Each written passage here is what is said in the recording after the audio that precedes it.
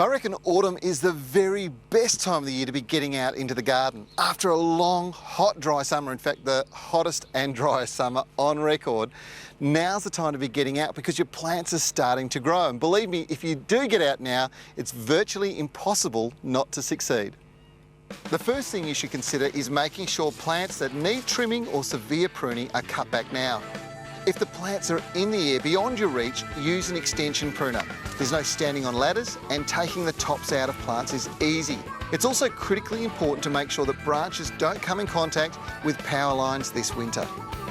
When the branches are a bit thicker, get a Power Gear lopper. Now loppers are perfect for cutting thicker branches, but Power Gear pruners have a gear mechanism that cuts through the thickest branches like butter, making the job dead easy. Now I know we go on about mulching, but it is absolutely critical that you have a big thick layer of mulch over your garden.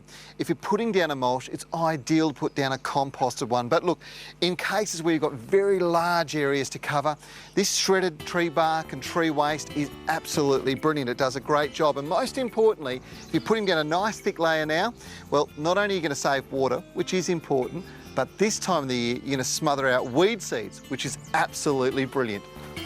Now it is just about time to prune your roses. Remember, the earlier you prune them, the earlier they flower. If you want a staggered flowering process, try pruning every third rose now. Prune every second rose in mid-June and every third rose in mid-August. The effect will be continuous flowering from early spring well into early summer.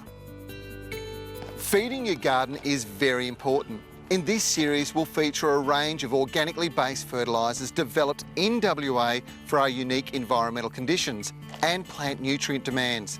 Now, we'll get you more information through this series and make sure you do check these out because if you've got a patch of lawn like this which is just plain hungry, then shades of green will do the world of good and the world of good to the environment at the same time.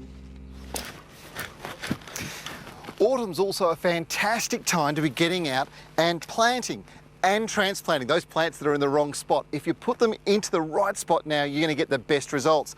When you're planting out, the great thing about putting them into the garden this time of the year is they continue to grow through our winter and use the winter rains to establish, meaning that when it comes around to summer, they don't need any supplementary watering.